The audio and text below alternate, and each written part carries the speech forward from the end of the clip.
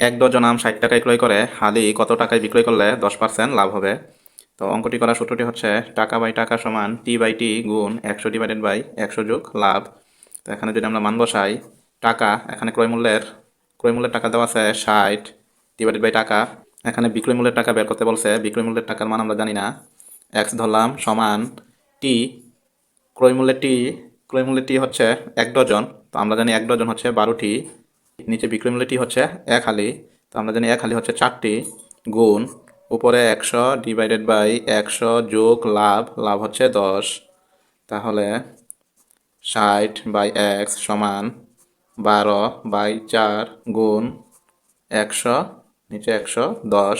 আমরা যদি কাটাকাটি করি, 0 0 কাটা, 12 দিয়ে 60কে ভাগ করলে হয় 5, 5 দিয়ে 10কে ভাগ করলে হয় 2, 2 দিয়ে 4কে ভাগ করলে হয় 2, তাহলে 11 দুগুণে 22।